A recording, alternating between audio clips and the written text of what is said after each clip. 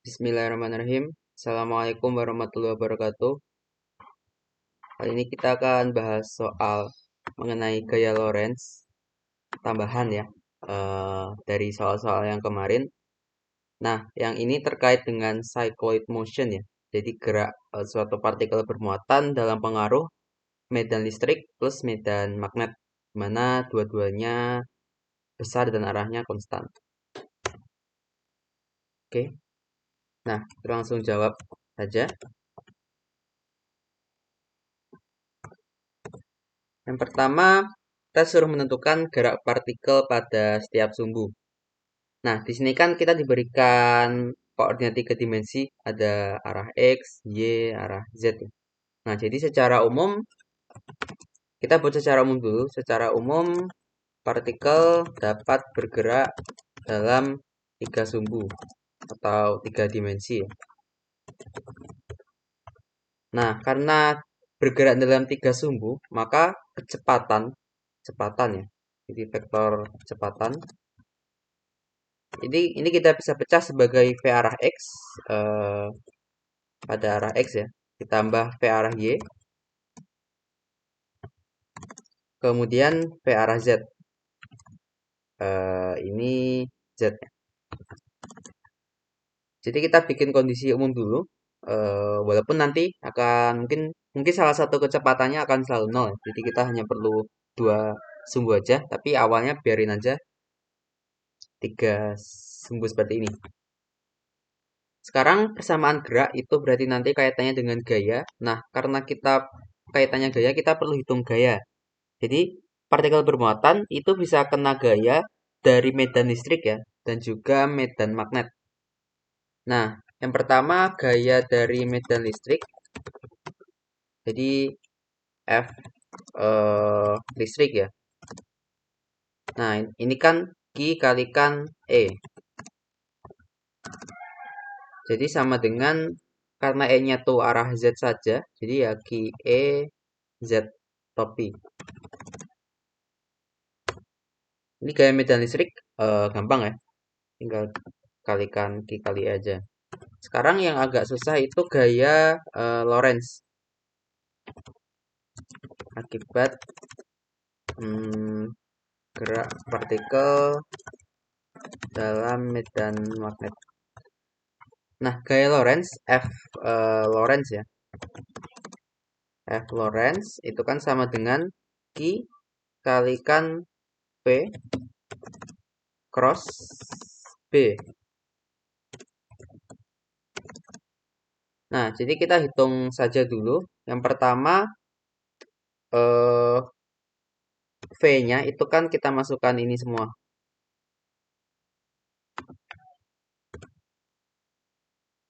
Kemudian cross dengan B. B-nya itu kan B arah X ya. Jadi B X. Nah, ini ya. Sekarang kita tinggal kerjakan cross product-nya ya.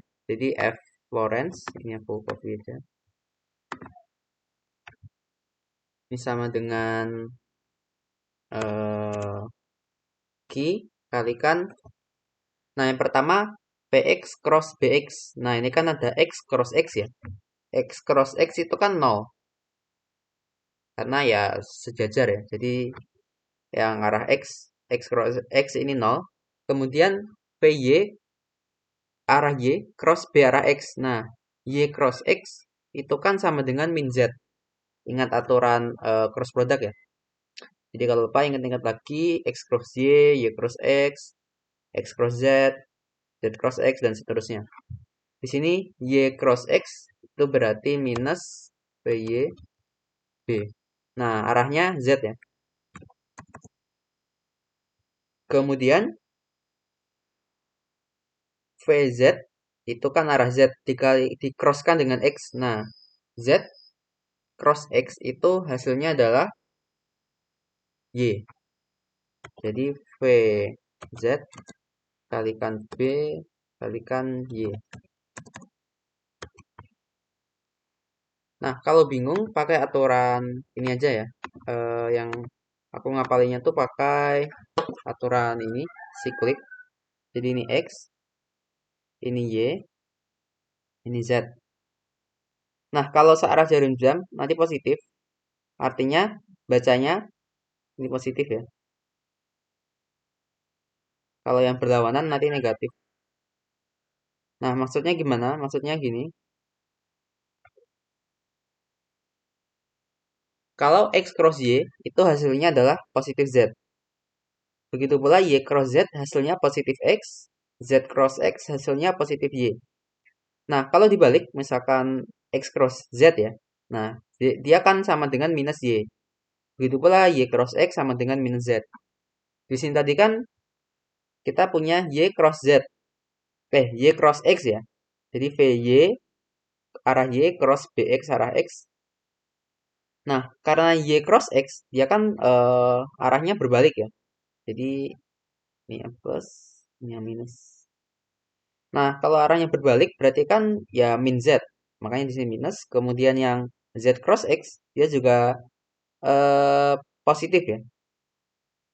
Ya, beda ya. Kalau yang Z cross X ini kan dia searah jarum jam, jadi positif Y. Nah, itu cara cepat ngafalinnya. Oke, jadi kita sudah uraikan masing-masing. Sekarang gaya total ya. Nah, gaya total berarti kan sigma, sigma F.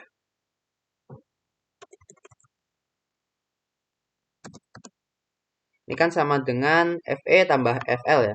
Nah, ingat kalau kita pakai kita pakai vektor, kita jumlahin aja semuanya. Nggak usah bingung tambah atau kurang. Tapi kalau pakai vektor dari awal jumlahin aja. Nah, di sini sigma F. Pertama, pada arah X dia ada nggak? Nggak ada kan ya? Nah, karena nggak ada arah X, jadi dia cuma ada pertama ini arah Y ya. Jadi arah Y ada Ki P Z kali B. Nah, ini arah Y. Kemudian yang arah mana? Arah Z ya. Nah, ini ada dua kontribusi ya dari listrik dan dari gaya Lorentz, dua-duanya ada. Jadi kalau kita tulis ini Q kalikan E kurangi VY kalikan B. Ini kok R. E. Nah, ini sama dengan sorry, ini arah Z. Nah, ini total gayanya, tulis seperti ini dulu. Sekarang kita bisa pakai hukum 2 Newton ya. Bahwa sigma F sama dengan M kali A. Sama dengan M. Nah, A-nya vektor ya. Karena dari awal kita vektor. Karena vektor, dia nanti A-nya ada seperti ini ya. V-nya ini kan 3 dimensi. Jadi kalau dia V-nya 3 dimensi, A-nya ya kasih aja 3 dimensi ya. Sini ganti A. Ini A. Ini A.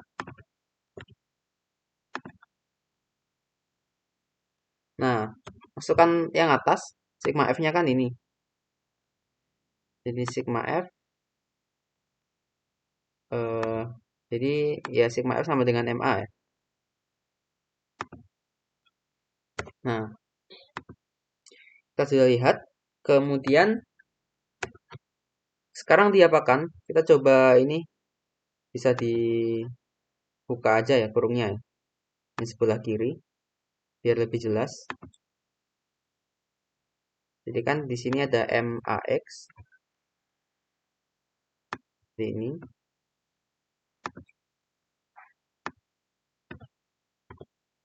Oh iya. Nah, kalau di kurung yang dibuka kan kelihatan seperti ini ya. Nah, kalau pakai vektor, sigma F pakai vektor, kita cocokkan masing-masing sumbu. Tiap sumbu. Yang pertama, kan ada sumbu X, ada sumbu Y, ada sumbu Z ya. Jadi masing-masing cocokkan aja. Yang pertama, untuk sumbu X ya. Sumbu X kan berarti yang ruas kiri ada MAX. Kemudian ruas kanan nggak ada ya, karena nggak ada kita kasih 0. Nah, jadi kita sudah ketemu 1 di sumbu X. Kemudian sumbu Y. Sumbu Y, di sebelah kiri ada MAY. Kemudian di sebelah kanan ada Ki VZ kali B. Nah, ini persamaan yang kedua. Selanjutnya ada yang sumbu Z ya. Sumbu Z sama, cocokkan aja di sini MAZ. Di sini berarti sama dengan, nah ini QE, kan Q kali M min PY kali B. Jadi kita sudah ketemu 3 persamaan gerak tiap sumbu ya, sesuai pertanyaan ya. Nah, 3 persamaan ini nanti yang akan kita selesaikan untuk mencari seperti apa gerakan partikelnya. Oke. Sekarang bagian B. Nah, yang paling mudah kita selesaikan itu yang pada arah X ya. Gerakan pada arah X. Nah, kenapa? Karena persamaannya kan seperti ini.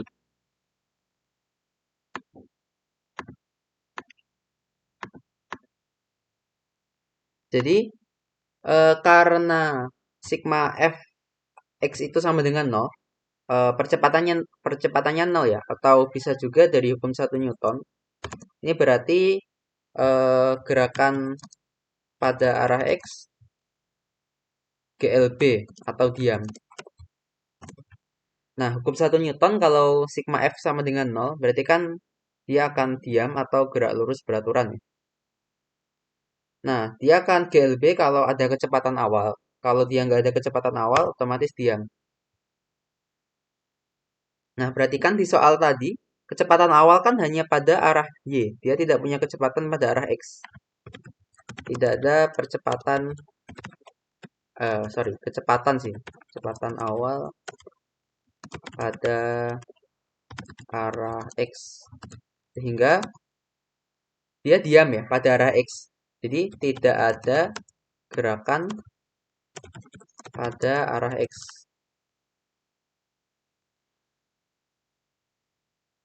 Nah, artinya kalau dia awalnya ada di pusat koordinat ya. Jadi dia X-nya itu nggak berubah. X-nya itu sama aja terus. Nah, maka nanti kita bisa abaikan aja ya gerakan arah X. Selanjutnya kita coba, nah gerakan arah Y dan Z mereka saling istilahnya apa ya? Saling terkait ya. Karena ketika kita tinjau arah Y, ada arah Z-nya. Jadi kita coba persamaan gerak pada sumbu Y dan Z. Nah, ingat-ingat lagi definisi percepatan ya. Percepatan ini kan sama aja turunan pertama dari kecepatan ya. Nah, dicek lagi ya di tentang kinematika. Jadi percepatan itu turunan pertama dari kecepatan terhadap waktu. Atau sama aja laju perubahan kecepatan. Nah, karena dia percepatan arah Y, jadi kecepatannya juga arah Y. Nanti ngikut gitu ya. Jadi di sini bisa kita ganti dvy per dt.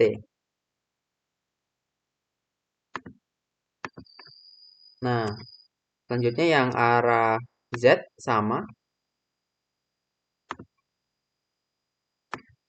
AZ-nya diganti aja jadi dvz per dt. Di dvz per dt. Nah, sama dengan ini. Selanjutnya, supaya lebih sederhana, ya ini tambahan aja ya. Biar lebih sederhana ngerjainnya. Definisikan,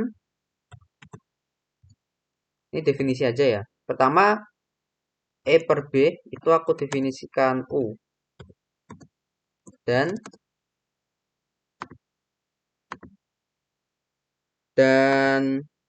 ini Q B per M itu sama dengan omega. Nah, jadi dua ini definisi aja ya. Mau mau ngelakuin ini bisa, mau enggak juga bisa. Ini kan bisa aku tulis kalau lebih sederhana kan seperti ini ya. Kenapa aku bikin definisi itu supaya nulisnya lebih cepat. Jadi kan kalau semua ruas kita bagi M, nah kita akan dapat Q B per M kali VZ. Kemudian yang bagian sini, kalau dibagi M semua, kemudian B-nya kita keluarkan. Nah, ini jadi E per B, ini jadi VY. Nah, dicek aja ya. Ini dua-duanya, ini cuma penyederhanaan. Jadi kalau kita definisikan itu, maka persamaan dia menjadi lebih sederhana. Yang pertama yang sebelah sini, nah dia kan jadi omega omega omega aja ya. Ini omega. Kemudian yang sebelah sini jadi ini omega, ini U. Ya, lebih simpel ya.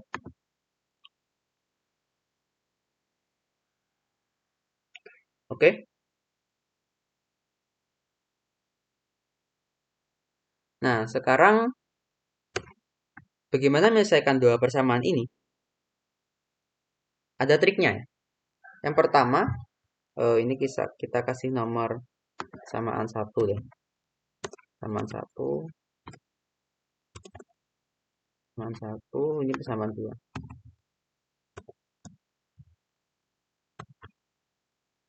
Triknya adalah seperti ini ya. Turunkan kedua ruas persamaan 2 terhadap waktu. Nah, jadi persamaan 2, kanan kiri kita turunkan terhadap waktu. dvz per dt kalau diturunkan terhadap waktu kan jadi turunan kedua terhadap waktu. Ini di kalkulus ya. Kemudian ruas kanan omega ini konstanta. Nah, U ini kan dia kan semacam eh, konstan ya. Coba kalau konstan diturunkan itu kan hasilnya 0. Nah, jadi tersisa minus ini aja ya, minus dari nah VY ini diturunkan terhadap waktu. Jadi dVY per dt. Oke.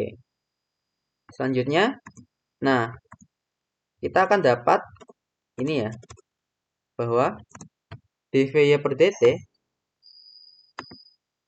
ini sama dengan minus 1 omega kalikan d kuadrat Vz per dt kuadrat. Oke, ini kita sebut katakan persamaan 3. Selanjutnya, substitusi persamaan 3 ke persamaan 1. Nah, persamaan 1 tadi kan ini.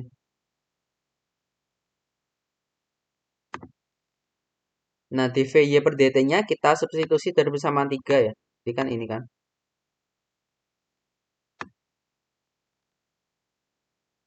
Oke. Nah, atau mau dirapikan lagi. Jadi kan di sini kita akan dapat persamaan seperti ini ya. Tambah omega kuadrat kali Vz.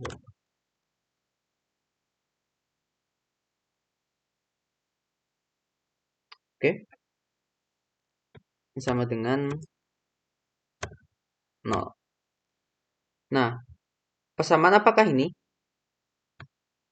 Mungkin ada yang belum familiar ya. Kalau belum familiar, kita coba tinjau kasus osilasi gas bermassa. Nah, ini review ya di apa namanya? Fisika dasar 1 ya, harusnya mekanika. Jadi kalau kita punya sistem pegas seperti ini di atas meja ya. Ini K, ini M. Nah, dia kan kalau kita simbangkan dia akan osilasi ya. Di osilasi dengan kecepatan sudut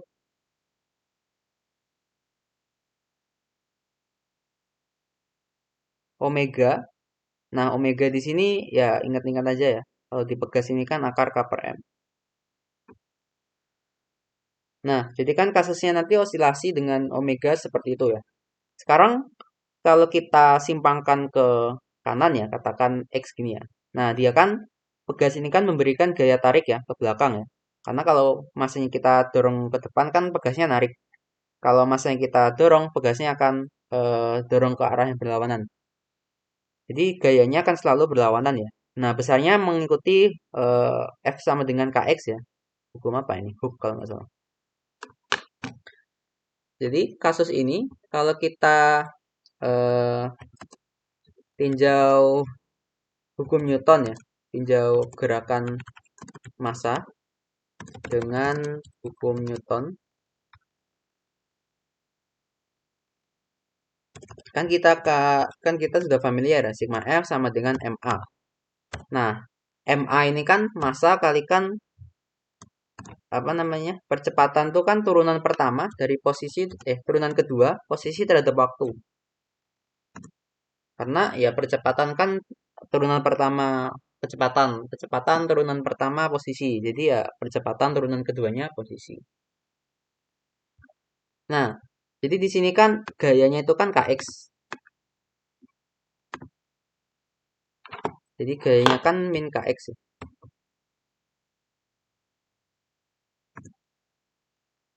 Nah, kalau kita rapikan kita akan ketemu bentuk yang mirip ya. Di sini kan K per M bisa ketulis omega kuadrat. Jadi nanti bisa dicoba aja. Ini kan sama dengan omega kuadrat kalikan X dengan 0. Nah, mirip ya. Persamaan di pegas dengan persamaan yang kita dapat ini kan mirip. Tinggal X-nya diganti VZ ya. Jadi kan ya sama aja harusnya. Nah, bagaimana solusi persamaan di atas? Karena persamaan ini osilasi ya. Solusi persamaan di atas merupakan persamaan osilasi harmonik ya. Atau gerak harmonik sederhana. Jadi dia sinusoidal. Ini review ulang ya kalau lupa. Sinusoidal. Nah, sinusoidal berarti kan ingat ya bahwa dia antara cos, dia bisa bentuknya cos atau bentuknya sin. Nah, solusi totalnya secara umum gabungan ya. Jadi dia bisa bentuknya sin atau bentuknya cos.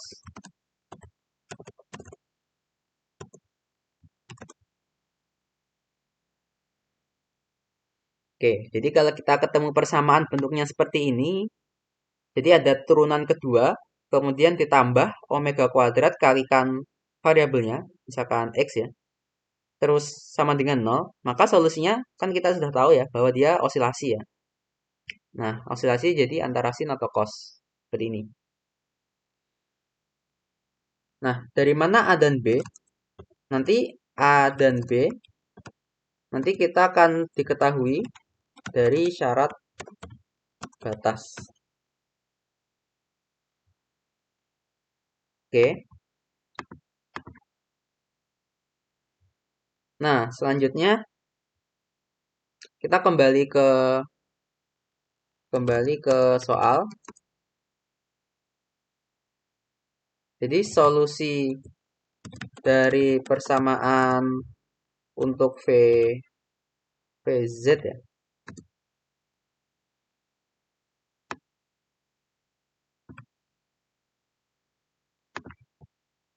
Nah, PZ kan seperti ini. Jadi kan sama ya bentuknya sekali lagi dari yang osilasi di atas. Nah, maka kita bisa langsung aja pakai solusinya PZ sama dengan A sama ya. A cos B plus B A cos omega T plus B sin omega T. Selanjutnya bagaimana A dan B? Nah, kita perlu yang namanya syarat batas ya. Syarat batas kecepatan awal. Nah, kecepatan awal pada arah Z dia kan 0 karena kecepatan awalnya dia hanya arah Y. Nah, V0 kan sama dengan E per B Y topi ya. Jadi E per B tadi kan U. Jadi V0 itu hanya pada arah Y, maka pada arah Z 0. Hanya pada arah Y. Pada arah Z 0. Berarti ketika T sama dengan 0, PZ ketika T sama dengan 0. Nah, ini kan sama dengan A cos 0, A cos 0. Cos 0 itu kan 1. Jadi A kali 1. Lalu B kalikan sin omega T. Itu kan hasilnya adalah 0 ya. Karena sin 0 itu kan 0. Jadi VZ ketika T sama dengan 0 itu sama dengan A. Nah, tadi kan awalnya kecepatannya 0 ya. Jadi kita akan dapat A sama dengan 0. Udah. Sekarang bagaimana B-nya? Nah, kita kan tadi tahu informasi bahwa ada kecepatan awal pada arah Y. Kita coba eh, pakai itu ya. Kira-kira kemana? Nah, triknya adalah kita coba kembali ke persamaan 2. Jadi kembali lagi ke sini. Sekarang substitusi PZ. Tadi kan kita sudah dapat hasilnya adalah B kalikan sin omega T ya. Karena A-nya 0. Jadi ini substitusi kemana? Ke persamaan 2. Kembalikan. Oke. Persamaan 2 kan seperti ini. Jadi dVz per dt itu kan berarti kan, nah, B sin omega T kalau turunkan terhadap waktu, B itu kan konstan. Sin omega T itu kalau diturunkan terhadap waktu, itu kan sama dengan omega kali cos omega T ya. Ya, diingat-ingat ya, turunan sin AX itu kan A kali sin X, A kali cos X. Jadi ini B kalikan omega kalikan cos omega T. Nah, dari sini kita dapat VY itu sama dengan U dikurangi B cos omega T.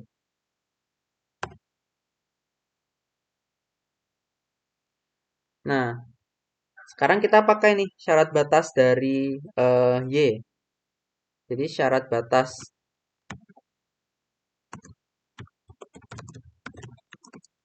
kecepatan awal seperti tadi ya.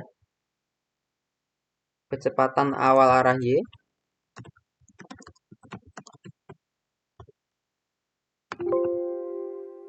jadi kan VY ketika eh,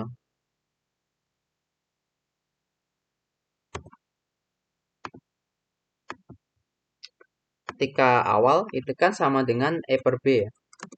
Nah, ini sama dengan U. Ini VY ketika T sama dengan 0.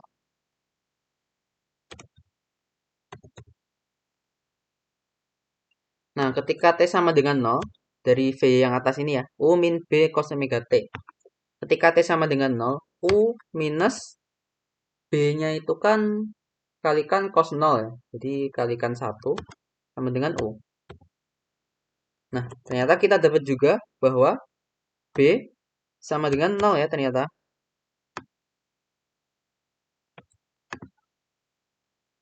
Oke. Nah, kita sudah ketemu A dan B. Jadi kalau kita tadi kan soalnya diminta posisi partikel sebagai fungsi waktu ya. Nah, artinya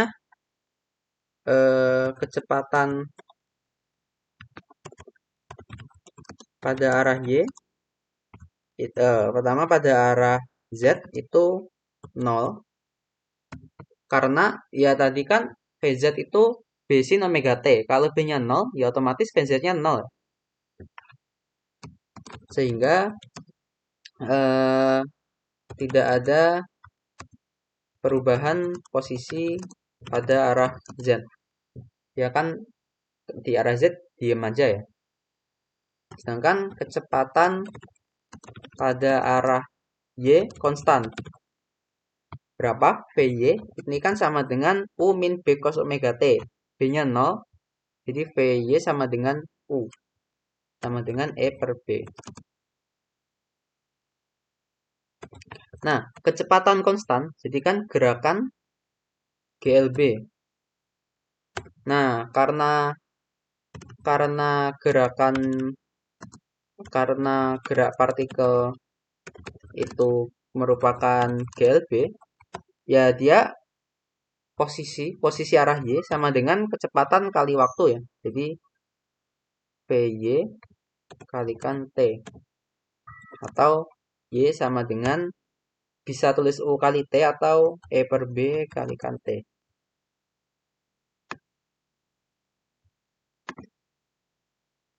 Oke, jadi gampang ya ternyata. Jadi lintasannya hanya lurus ya. GLB itu kan kalau hanya pasti lintasannya berupa garis lurus ya.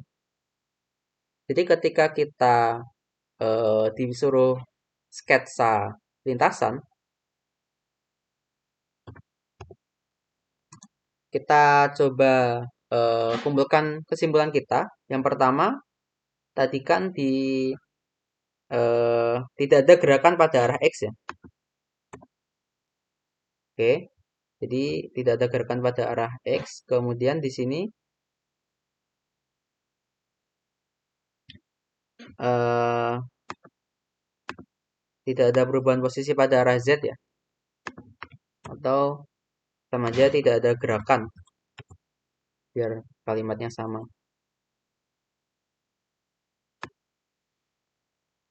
Kemudian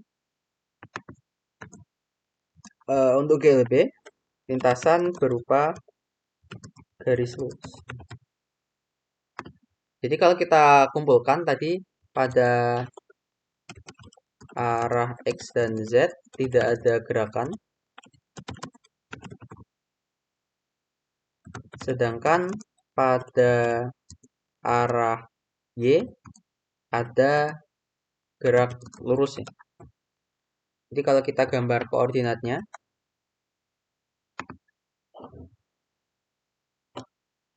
ini misalkan ini ya, ZZ ya.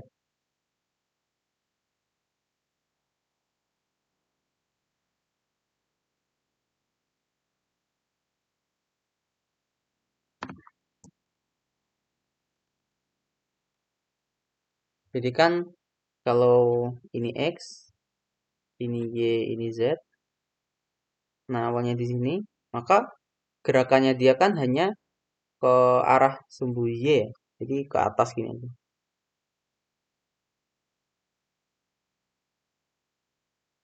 Jadi dia gerakannya bakal lurus ke atas. Ini aja. Ini. Enggak. Dia enggak belok kemana-mana.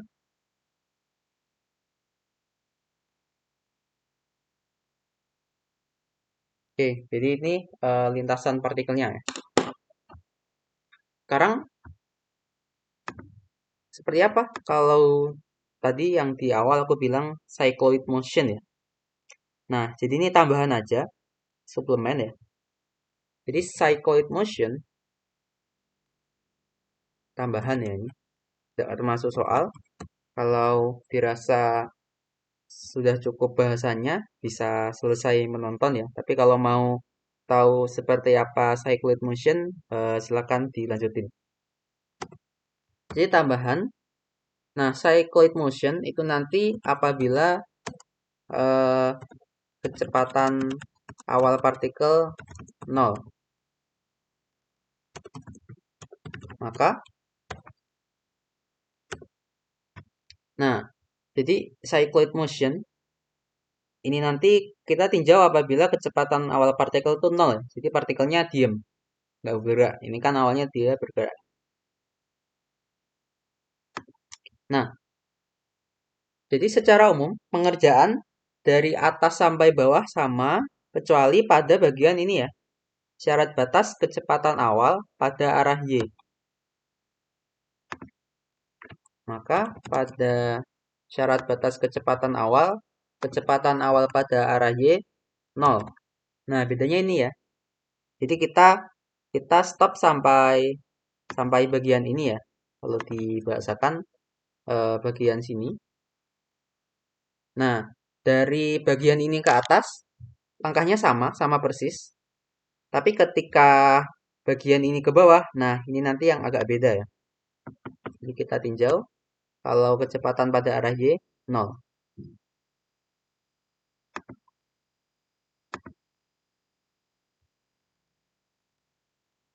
Nah, syarat batas tadi kan V ini sama dengan 0. Sama dengan 0. Nah, tadi ketika awal, dia kan ini VY ya. VY kan U min B cos omega T. Nah, ketika T-nya 0, jadi B U min B. Jadi U min B sama dengan 0. Atau di sini kita akan dapat B sama dengan U. Nah, sehingga kita akan dapat yang pertama V pada arah Y. Dia kan tadi bentuknya U kurangi B cos omega T. Nah, B-nya sama dengan U. Jadi kita dapat U kalikan 1 minus cos omega T. Kemudian untuk VZ tadi kan mana? VZ tadi ini ya, B sin omega T. Jadi dari sini VZ sama dengan U sin omega T.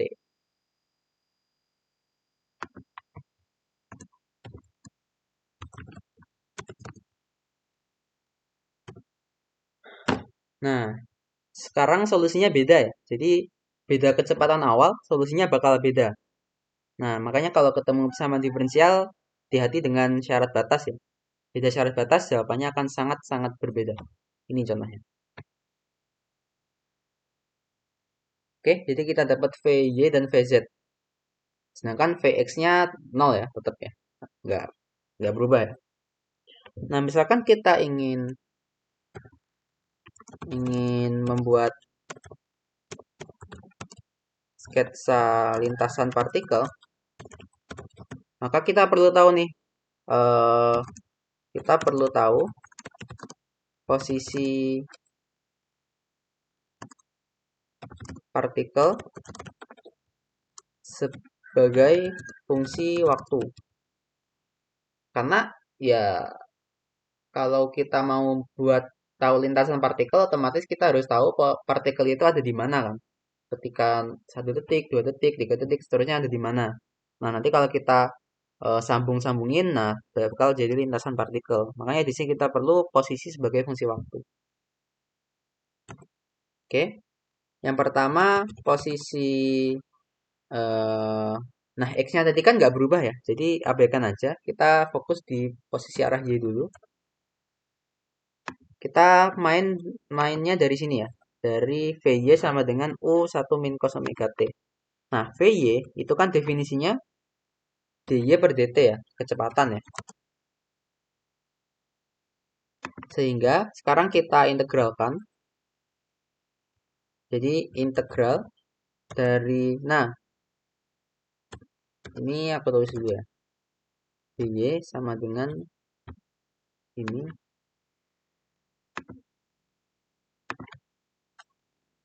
integral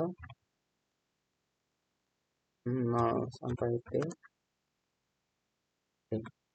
Nah, di sini dt-nya ini aku pindah gini ya biar kelihatan dulu. Jadi dy sama dengan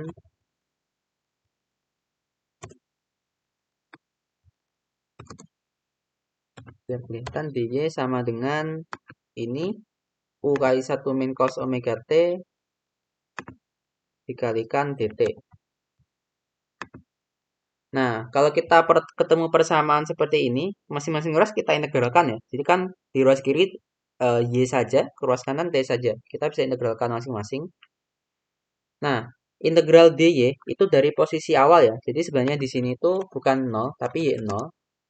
Tapi y0 ini kan dia awalnya dari pusat koordinat, jadi y0 bisa kita pilih 0. Kemudian t-nya ya dari 0 sampai t. Jadi yang ruas kanan dia jadi y sama dengan u. Nah, 1 min cos omega t integralnya itu kan t minus sin omega t ya. Dia dari 0 sampai t. Jadi sama dengan u. Oh, sorry, ini seper omega ya di sini ya. Nah, karena integral cos AX itu kan 1 per A kalikan sin AX. Nah, hati-hati. Jadi di sini hasilnya adalah U kalikan T kurangi 1 per omega 1 per omega kalikan sin omega T. Kemudian dikurangi ini kan aslinya gini ya. Kita masukkan syarat batas. Jadi ini dikurangi ketika 0 T-nya kan 0 ya. Kemudian sin omega T juga sin 0 sama dengan 0. Jadi gini aja. Nah, kita akan dapat Y sama dengan U. Bisa aku keluarkan di luar gini ya. Jadi U per omega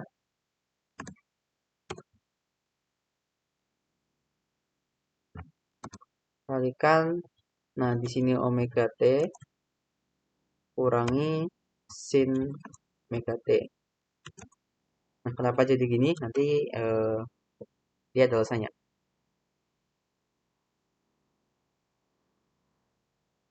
Jadi ini Y fungsi T-nya. Sekarang bagaimana untuk Z fungsi T? Di posisi pada arah Z. Di sini berarti dari ini ya, PZ ini ya.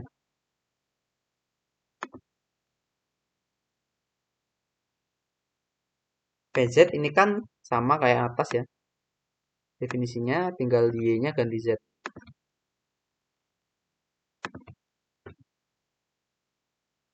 Atau ya di sini kayak yang atas ya, dz sama dengan u sin omega t kalikan dt.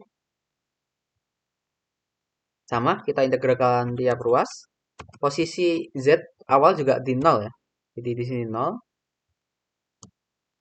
Oh, ini z dz sama dengan integral dari 0 sampai t dari ini semua terhadap dt.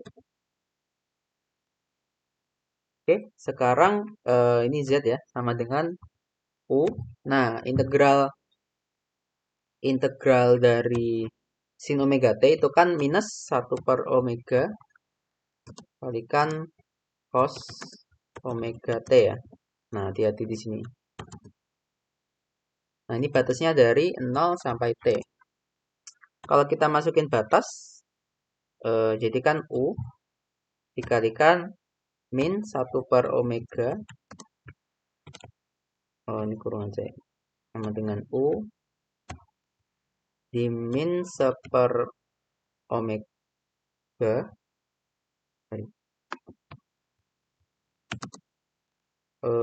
kalikan cos omega t.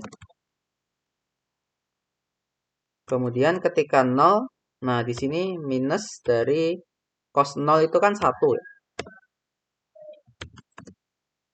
Jadi kita akan dapat seperti ini. Atau kita simpulkan bahwa Z sama dengan U per omega kalikan dengan 1 omega ya.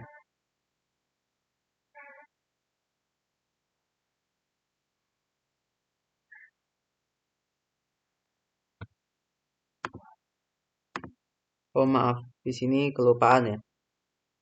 Di sini seperomeganya tetap. Ya karena ini kan yang kita masukkan min seper omega kali cos omega T ya. Jadi yang kalau di sini ketika T itu sama dengan ini, ketika T-nya 0 sama dengan min seper omega aja. Jadi nanti di sini 1 minus cos omega T. Jadi ini ya, ini bagaimana kita mendapat Y dan Z fungsi waktu dari eh, persamaan gaya, kemudian nanti kita dapat kecepatan, kita integralin dapat posisi. Nah, sekarang bagaimana kita membuat lintasan? Nah, ada berbagai cara ya. Yang pertama, kalau pakai komputer ya, plot aja. Misalkan di sini Z, kasihlah T-nya dari 0 sampai berapa gitu ya.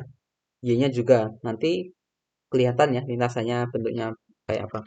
Jadi ketika T-nya sama dengan 0, Y, Z-nya berapa, ketika T-nya itu 1 detik, Y, Z-nya berapa. Berarti kan di sini karena dia tidak ada gerakan pada arah X ya, jadi tidak ada gerakan pada arah X, sehingga gerakan partikel hanya pada bidang YZ ya. Jadi kalau kita bikin lintasannya, kita cukup bikin sumbu Y dan Z ya, nggak perlu bikin sumbu X. Oke, nah sekarang ada sampai sini sudah boleh ya. Tapi kalau mau kelihatan sekali seperti apa, eh, kita mau tahu lintasannya yang lebih intuitif ya. Kalau yang Y sama Z fungsi T kan kita belum bisa nebak ya kira-kira seperti apa. Sekarang kita bisa eh, dari posisi Y sebagai fungsi waktu, kita bisa manipulasi ya, kita bisa atur-atur sehingga kita kan ketemu bentuk seperti ini ya. Jadi omega kalikan Y per U dikurangi omega T sama dengan sin, kebalik, sin omega T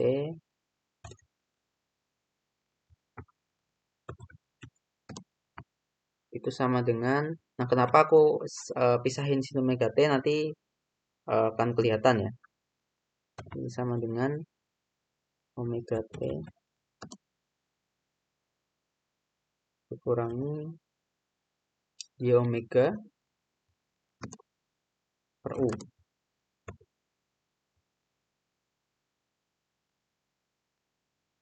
Oke.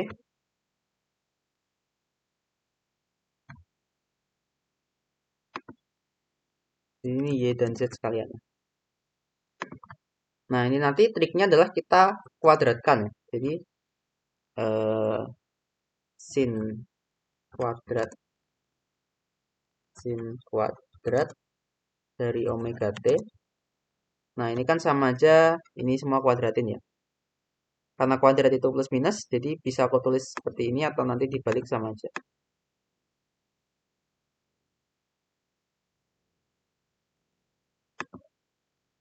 Ini omega T kurang Y omega per U. Oke, selanjutnya yang cos ya. Jadi cos omega T, ini kan kita bisa nyatakan sebagai Ini ya, 1 kurangi omega YZ omega per U.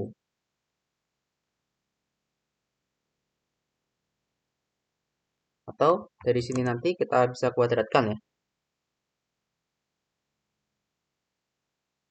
Jadi eh,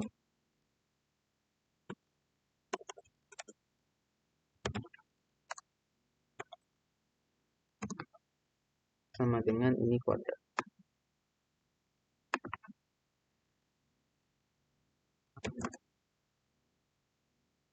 Atau sebenarnya nanti bakal lebih mudah kalau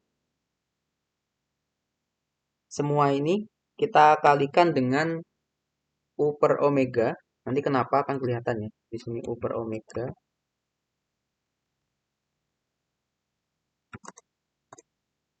menjadi T UT ini jadi Y. Nah, jadi nanti di sini akan dapat ada faktor ini ya, U kuadrat per omega dengan UT.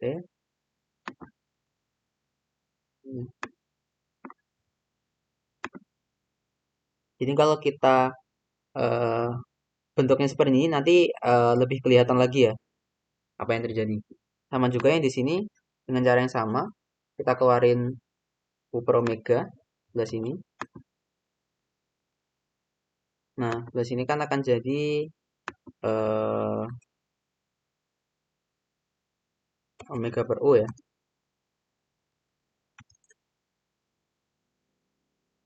Dari U per omega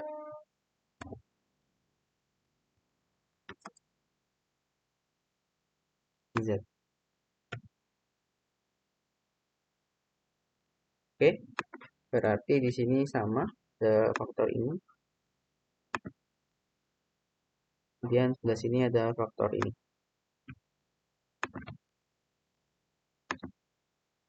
Ini jadi Z doang. Nah, sekarang jumlahkan kedua persamaan di atas. Jadi kan kalau kita jumlah ini, kita jumlahin ya. Jadi ruas kiri dijumlah, ruas kanan dijumlah. Jadi di sini dijumlah ini, sekarang dijumlahin.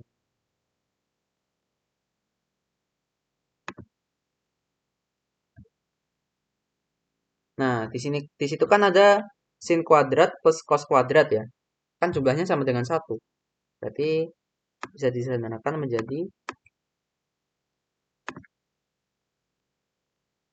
ini sama dengan.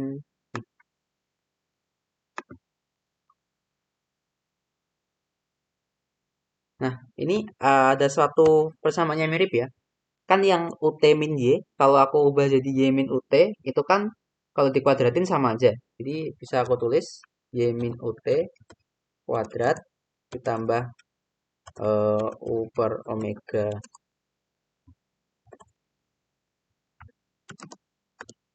min Z. Oh, balik ya. Z min ini. Ini sama dengan ini kuadrat.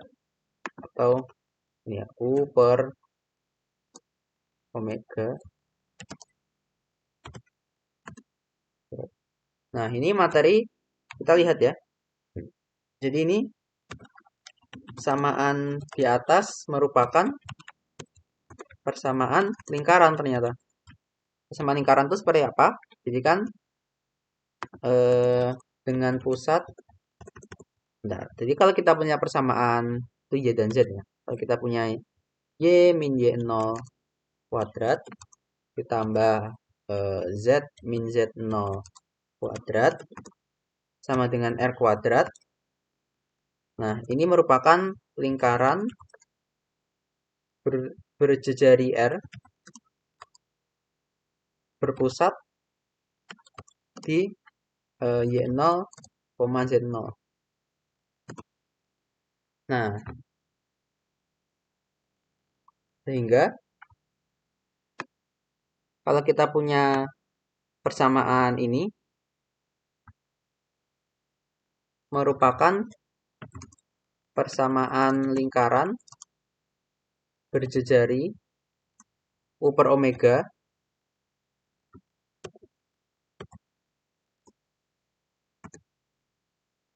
dengan pusat di Y-nya itu UT, U per omega ya.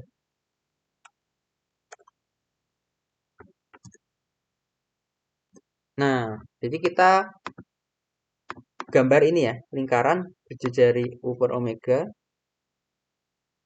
dengan pusat di ini ya, koordinat pusatnya adalah ini.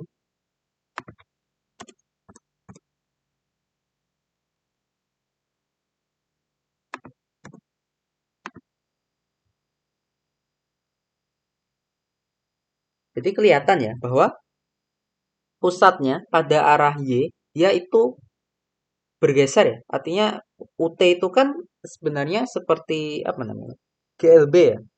Artinya pusatnya itu bergerak lurus beraturan, pusat lingkarannya ya. Jadi kalau kita gambar sketsa lintasan,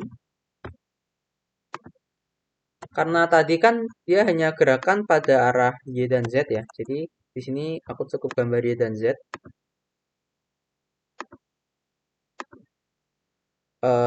Bebas ya. Jadi boleh gini.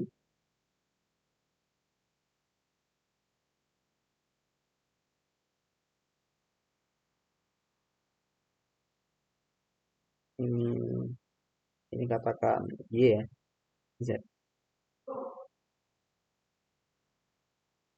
Nah, jadi dia pusat lingkaran ketika awal dia kan pusat lingkarannya T-nya 0 ya. Jadi Y-nya pusatnya ada di 0, kemudian Z-nya dia ada di U per omega. Ini misalkan ini U per omega. Nah, jadi dia lingkaran dengan pusat di sini ya. Kemudian pusatnya dia kan akan berpindah-pindah ya sebagai fungsi waktu ya. Artinya eh, seandainya lingkarannya itu tidak berpindah posisi, dia kan hanya seperti ini ya. Dari jarinya U per omega.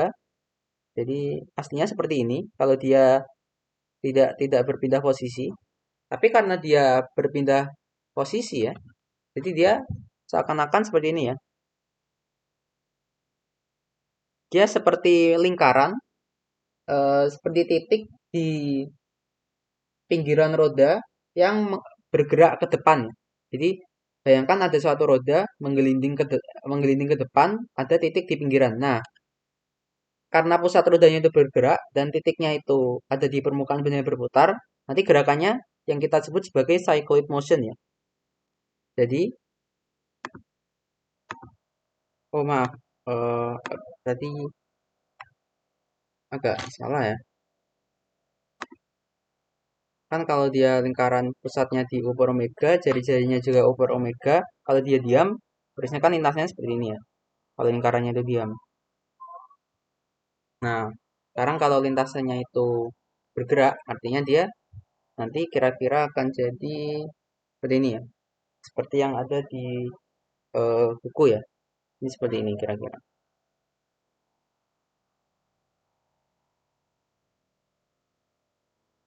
Nah, ini sama. Jadi lintasannya kan seperti ini.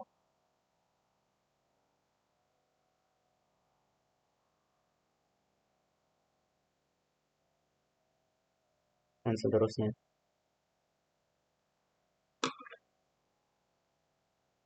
Kalau ragu, silakan plot pakai ini ya. Bisa pakai ya aplikasi seperti Desmos atau GeoGebra. Nah, lintasan di atas